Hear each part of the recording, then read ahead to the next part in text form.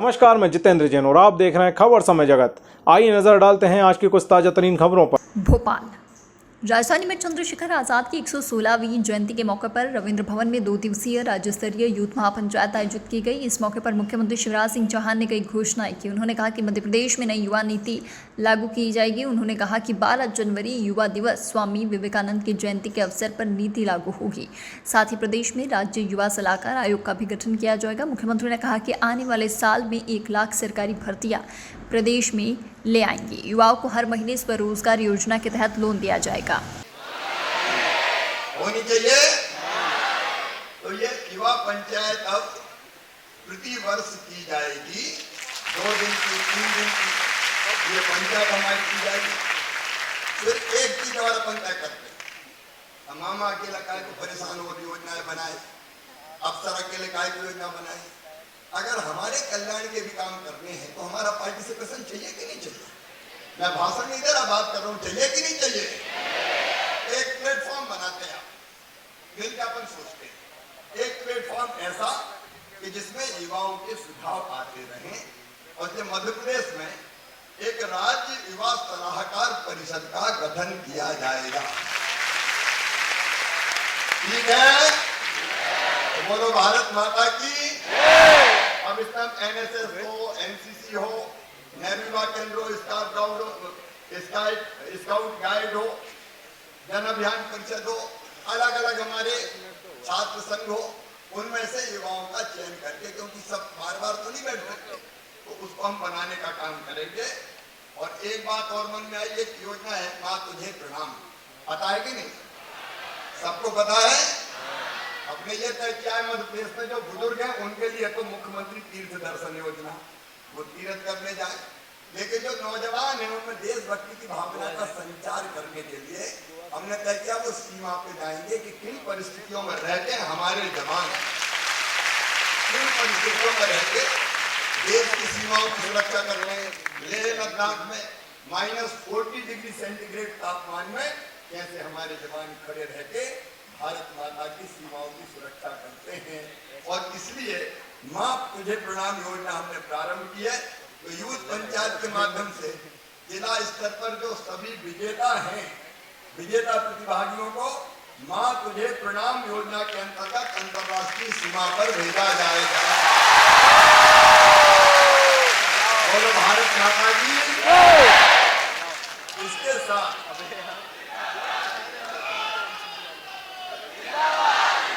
मेरे भाइयों जिंदाबाद।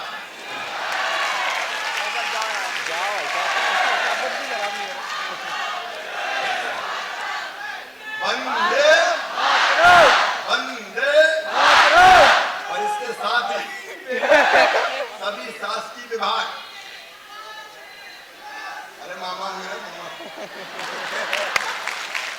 सभी शासकीय विभाग एवं महाविद्यालय में भी हम युवा सेल का गठन करेंगे, जिसमें यूथ पॉलिसी के योजना। और इसके साथ ही सभी शासकीय विभाग, अरे मामा मेरा सभी शासकीय विभाग एवं महाविद्यालय में भी हम युवा सेल का गठन करेंगे, जिसमें यूथ पॉलिसी के क्रियान्वयन की समीक्षा करेगा। तो युवा सेल भी अगर बनेगा, आप में से ही बनेगा, तो मैं समझता हूँ इससे भी हम लोग समीक्षाएं भी ढंग से कर सकेंगे। ये कुछ चीजें प्रारंभिक तौर पर मेरे मन में आई, जिसको मैंने आपके बीच में अनाउंस किया है, लेकिन ये अंतिम नहीं है। आज और कल 2 दिन आप लोग बैठने वाले हैं। आप अलग अलग सुझाव दीजिए जो क्रियान्वित किए जा सके। मामा वचन देता है कि जो क्रियान्वित किए जा सकते हैं ऐसे सुझावों को देश के लिए भी, प्रदेश के लिए भी और अपने भांजे भांजियों के लिए भी मामा लागू करेगा, प्रदेश की सरकार लागू करेगी। एक बार फिर अमर शहीद चंद्रशेखर आजाद के चरणों में प्रणाम। कभी किसी कवि ने कह दिया था, शहीदों की चिताओं पर लगेंगे हर बरस मेले, वतन पर मरने वालों का यही बाकी लिसा होगा। आज हम ये भी संकल्प लेते हैं, मध्य प्रदेश में मेले लगाई रहे, अलग अलग क्रांतिकारियों के जन्मदिन पर, बलिदान दिवस पर और ये संकल्प भी लेते हैं कि हम अपने लिए, अपने कैरियर के लिए तो सोचेंगे, लेकिन अपने देश और अपने समाज के लिए भी कुछ कर गुजरेंगे और देश और मध्य प्रदेश को आगे बढ़ाएंगे। ठीक है, तो एक चीज हम तय कर रहे हैं, आत्मनिर्भर मध्य प्रदेश के लिए युवा, यूथ फॉर आत्मनिर्भर मध्य प्रदेश, इसका भी एक प्लेटफॉर्म बनाया जाएगा आपसे विचार विमर्श करके, ताकि मध्य प्रदेश को आगे बढ़ाने में आपका योगदान ले सकें। ठीक है, तो बोलिए भारत माता की वंदे, अमर शहीद चंद्रशेखर आजाद, चंद्रशेखर आजाद, लोकमान्य तिलक, भारत माता की। भांजे भांजियों, मामा का खूब आशीर्वाद मिलके आगे। ऐसे गरीबों को फोड़ा नहीं जा सकता किसी भी, लेकिन कई बेटी का सम्मान कैसे, नशा मुक्त अपना मध्य प्रदेश कैसा बने, एक नहीं कई इशूज है सामाजिक। प्रधानमंत्री जी ने कितने इशूज उठाए जिनका अलग अलग वो काम करते हैं, उनमें कहाँ काम सहयोग कर सकते हैं। आज यूथ महापंचायत एक संकल्प ले, पीएम ने कहा है हर घर तिरंगा। आजादी का 75वां वर्ष चल रहा है, आजादी का अमृतकाल। अमृतकाल में कई बार ये सोचते थे तिरंगा फहराना हमारा थोड़ी काम है, ये तो नेता फहरा दे, अफसर फहरा दे, हर घर पे लगता ही नहीं था। अब हमने व्यवस्था कर दी है कि हर घर पे आप तिरंगा फहरा सकते हैं। तो आजादी के अमृत महोत्सव पर अमृत काल में पूरे मध्य प्रदेश में कोई भी घर ऐसा नहीं होगा जब 13 से लेके 15 अगस्त तक तिरंगा झंडा ना फहरे। हम तिरंगा झंडा फहराएंगे, इसकी अवेयरनेस क्रिएट करें। फहराएंगे कि नहीं फहराएंगे? अरे जोर से बताओ, फहराएंगे कि नहीं? हम भी फहराएंगे तिरंगा, अपने घर पर भी तिरंगा होगा और मेरे गांव और मेरे मोहल्ले के लोगों को प्रेरित करके उनके घर तिरंगा लगवाएंगे, क्योंकि ये देशभक्ति की भावना का संचार करेगा। मिलकर हम और कैसे अपने देश को आगे बढ़ाएं, कैसे अपने प्रदेश को आगे बढ़ाएं। इसलिए केवल मैं नहीं, मेरा गांव, मेरा शहर, मेरा मोहल्ला और तिरंगा भी मांग के नहीं फहराएंगे, खरीद के फहराएंगे। ठीक है कि नहीं? तो बोलो भारत माता की। ये भाव पैदा कर, देशभक्ति का जज्बा पैदा कर, देश को आगे बढ़ाने की तलब पैदा कर सकते। तो ये यूथ नहीं करेगा तो कौन करेगा? और इसलिए इस यूथ महापंचायत के माध्यम से मैं प्रदेश के सभी मेरे नौजवान बेटे बेटियों को कहना चाहता हूँ, अपने कैरियर का सोचो। उसमें मामा तुम्हारे साथ है, अकेला नहीं छोड़ेगा। मेरी कोशिश रहेगी मैं हर कदम पे तुम्हारा साथ दूं। ऐसी योजनाएं बनाऊंगी जिससे तुम्हें दिक्कत ना हो और उनके क्रियान्वयन में भी तुम्हारा सहयोग दूं। लेकिन हम केवल अपने बारे में नहीं सोचेंगे, अपने प्रदेश के लिए भी कुछ करेंगे। सही बात है कि नहीं? अरे जोर से बताओ, सही है कि नहीं? मिलकर करेंगे तब तो अपना देश आगे बढ़ेगा। और इसलिए ये यूथ महापंचायत, मैं अभी सोच रहा था, कल मैं आपके बीच रहने वाला था, लेकिन मुख्यमंत्री परिषद की बैठक प्रधानमंत्री जी ले रहे हैं, तो बीजेपी के सारे मुख्यमंत्रियों को वहां रहना पड़ेगा। लेकिन मैं यशोधरा जी, हमारे बाकी मंत्री, पूरी कार्यक्रम में वीडियो कॉन्फ्रेंसिंग के जरिए जुड़े केंद्रीय मंत्री अनुराग ठाकुर ने युवा महापंचायत के जरिए युवाओं को संबोधित किया। साथ ही मध्य प्रदेश के मुख्यमंत्री शिवराज सिंह चौहान द्वारा किए जा रहे कार्यों की सराहना की। उन्होंने कहा कि मध्य प्रदेश को बीमारू राज्य से विकसित और विकासशील प्रदेश बनाने में मध्य प्रदेश के मुख्यमंत्री शिवराज सिंह चौहान की अहम भूमिका रही है। उन्होंने युवाओं को आगे बढ़ने के लिए कई टिप्स भी दिए। आदरणीय बड़े भाई शिवराज चौहान जी, कार्यक्रम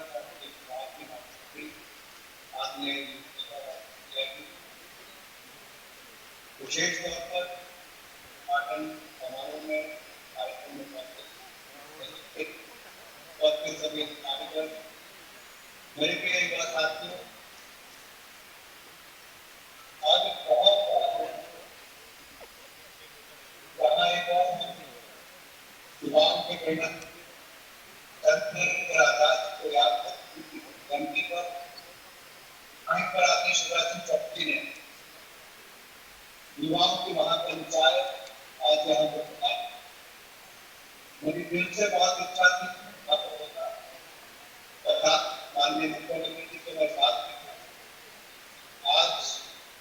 3-3.5 घंटे पर इंतजार करने के बावजूद आप सबके बीच में फिजिकल नहीं आ पाया, लेकिन वर्चुअल सुनने का आपने कर दिया। आप सभी को मेरा व्यक्तिगत से प्रणाम, नमस्कार।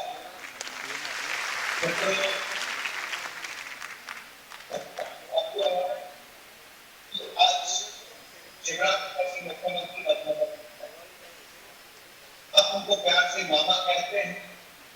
मैं जब युवा मोर्चा का अध्यक्ष बनने से पहले शिवराज सिंह चौहान जी के युवा मोर्चा कार्यकाल में देखते थे पूरे देश में युवाओं में एक नई रोजगार का काम करते। आज सबसे पहले तो मैं चंद्रशेखर आजाद जी को जरूर करना था, क्योंकि युवाओं का दिल करता, चिंतन करता, विमर्श करता, आसानी से किसी के नेतृत्व को समझ करता। लेकिन स्वामी विवेकानंद सावरकर भगत सिंह या फिर चंद्रशेखर आजाद उनको ऐसा काम किया कि अपने हृदय पर प्रवेश कर रखा। तो उसकी वजह उनका देश के लिए प्राणों तक और इच्छाओं की तरह से त्याग कर देना।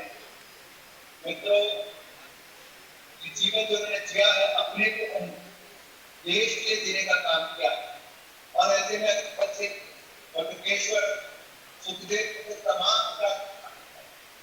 चंद्रशेखर आजाद जी के नेतृत्व आस्था जताई। उनको ऐसी बात होगी कि वो सबको नेतृत्व दे पाए, वरना शुरू के काकोरी काम के बाद जब भारत बनाने के लिए है तो अपनी आजादी का अमृत महोत्सव मनाते हुए इस अमृत काल के हम लक्ष्य रखें कि अगले 25 वर्षों में अपने भारत को विश्व गुरु का काम हम करेंगे, भारत को नई ऊंचाई पर ले जाने का काम करेंगे। कौन सा एक ऐसा क्षेत्र है जहाँ आप बहुत बड़ा योगदान करते हैं? वो स्वच्छता का हो सकता है, स्वास्थ्य हो सकता है, खेलों का हो सकता है, या आपके स्टार्टअप माध्यम से आम जनमानस के जीवन में कुछ बदलाव लाने का काम हो सकता है। आप ये सब कर सकते हैं, क्योंकि भारत में आज से 8-9 पहले नाम मात्र स्टार्टअप थी, लेकिन मोदी जी की नई सोच ने भारत को स्टार्टअप में एक नई ऊंचाई पर खड़ा कर दिया। 65,000 स्टार्टअप आज है और हमें खुशी है कहते हुए हिंदुस्तान में 102 स्टार्टअप आज यूनिकॉर्न का दर्जा प्राप्त किया है। ये भारत की ताकत को बताता है। यही नहीं मेरे साथियों, आपदा के समय जब दुनिया में उद्योग और प्रशंसन खड़ा होना शुरू हो गया था, भारत की 50 स्टार्टअप्स ने यूनिकॉर्न दर्जा पिछले 2 साल तक प्राप्त किया। भारत के युवा कुछ भी कर सकते हैं। आज दुनिया की बड़ी से बड़ी कंपनी आईटी सेक्टर में हो, वहां भारत के ही युवा सीईओ के रूप में कंपनीज को हेड कर रहे। आज भारत ने किसी आपदा के समय मोदी जी ने आत्मनिर्भर भारत की सोच को आगे बढ़ाते हुए इतनी रिफॉर्म्स लेकर आए, स्पेस सेक्टर खोल दिया। अब आप केवल गूगल मैप्स तक सीमित नहीं रहे, कोई भारत युवा ही स्टार्टअप्स के माध्यम से स्पेस सेक्टर में शानदार काम करने वाला। डिफेंस के क्षेत्र में भी आजादी के बाद निर्भरता हमारी दुनिया के देशों पर थी। यहाँ तक कि वैक्सीन भी दुनिया से लाते 40-40 साल तक लाते थे।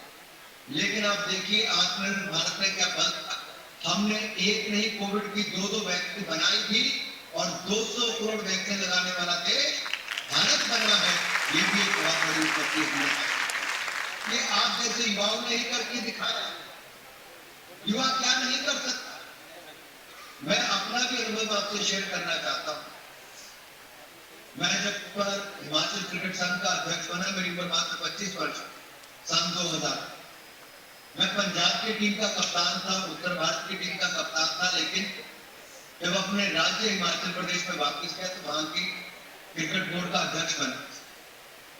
खेल एवं युवा कल्याण मंत्री यशोधरा राजे सिंधिया ने कहा कि युवाओं के लिए कई योजनाएं प्रदेश सरकार द्वारा चलाई जा रही है, जिसमें माँ तुझे प्रमाण काफ़ी सराहनीय है। इस योजना के तहत युवाओं को ये जानने का मौका मिल रहा है कि आखिर बॉर्डर पर तैनात हमारे सिपाही इस तरह से काम करते हैं। इससे उनके मन में भी देशभक्ति की भावना जागेगी। घोषणा नहीं, सबसे बेस्ट तो ये था माँ तुझे प्रणाम। माँ तुझे प्रणाम में और इसको और बड़ा आकार दिया जाए, वो मेरी फीलिंग थी बहुत दिनों से। आज सीएम साहब ने वो फीलिंग को और बड़ी बनाई। वो आकार होना चाहिए क्योंकि आपने देखा था रिस्पांस, ये रिस्पांस है वो नेशनलिज्म का, वो भारतीयता का, ठीक है ना। तो हमें बच्चों को ले जाना है, दिखाना है कि जवान क्या कर रहे हैं, किस हालात में अपना काम करते हैं। Very important, number 1। Number 2, make Madhya Pradesh nature state. वैसे भी सीएम साहब हर दिन पौधा रोप रहे हैं, तो इसीलिए अब सब व्यक्ति जाएं अपने अपने घरों में एक एक पौधा लगाएं। और इसके साथ साथ मध्य प्रदेश को टाइगर स्टेट जाना जाता था, अब एक और नाम जुड़ जाए, क्यों नहीं। ये नई नई चीज़ें आ रही हैं और हमें पर्यावरण को मदद करनी है। आप देखते हो क्लाइमेट चेंज, कभी आपने भोपाल में देखा ऐसी बारिश? नहीं देखी। तो इसीलिए ये सब क्लाइमेट चेंज की वजह से है। हम सोचें अरे बहुत बढ़िया बारिश, पर अगर आप नोटिस करोगे तो ऐसी बढ़िया बारिश रोज रोज नहीं आती थी पुराने दिनों में, अब ज़्यादा आ रही है। तो हमें पर्यावरण को देखना है, इसको नेचर स्टेट बनाना। बहुत अच्छी बात कही। तो ये 2 चीज़ें मुझे लगता है कि सबसे ज़्यादा ये 2 चीज़ें मेरे दिमाग में रही। थैंक यू सो मच, आपने मुझे प्लेटफॉर्म दिया, पकड़ लिया। कार्यक्रम में वॉलंटियर्स ने भी युवाओं के लिए आयोजित की गई इस महापंचायत को सराहनीय बताया।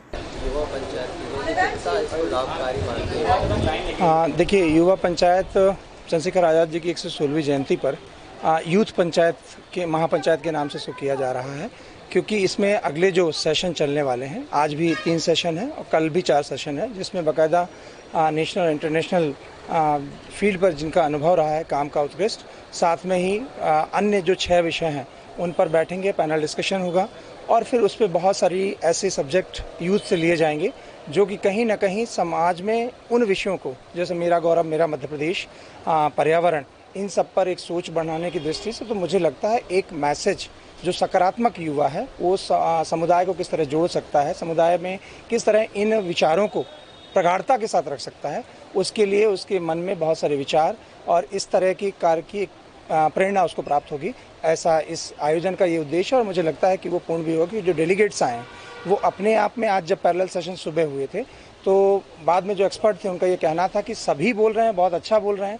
तो ऐसा लगता है कि इसको ज़्यादा दिन का करना चाहिए और सबको समय देना चाहिए। जैसे 3 लोग जब मंच पे बोले तो वो भी प्रतिनिधित्व करता है। तो मुझे लगता है कि इस तरीके से युवाओं का जो अपना एक सोच है वो उच्च स्तर तक पहुंचेगा और उससे एक डॉक्यूमेंट बनकर जब सरकार के पास जाएगा तो सरकार उस पर कोई निर्णय ले पाएगी। धन्यवाद। प्रदेश सरकार अगले चुनाव से पहले अब युवाओं को साधने में लग गई है।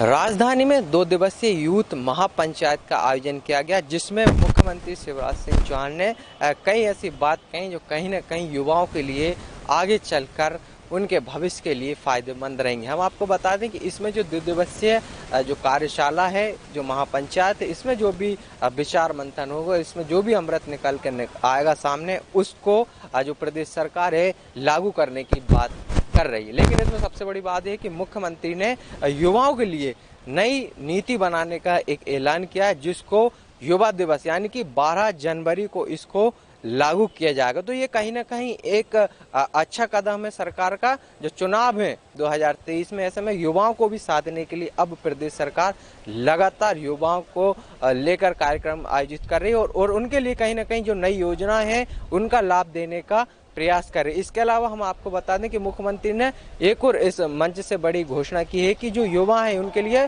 युवा जो सलाहकार आयोग का जो गठन है वो किया जाएगा। जो कहीं ना कहीं इसमें जो युवा हैं, एनएसएस के हैं, जो छात्रा हैं, उनको इसमें आगे बढ़ाया जाएगा, उनको मौका दिया जाएगा कि वो छात्रों का प्रतिनिधित्व करें और उनकी समस्याओं को जानें और इनका समाधान हो सके। इसको लेकर जो लगातार है प्रदेश सरकार अब प्रयास कर रही है। लेकिन अब देखना होगा कि सरकार की जो मंशा है, जो जिस तरह से उन्होंने एक बड़े स्तर पर राज्य स्तरीय यूथ महापंचायत का आयोजन किया है, इससे उसको कितनी सफलता मिलती है और इसके क्या परिणाम सामने आते हैं। कैमरामैन शिवम कुशवाहा के साथ आदित्य सराठे, समय जगत, Bhopal. For latest news, subscribe to our channel and press the bell icon.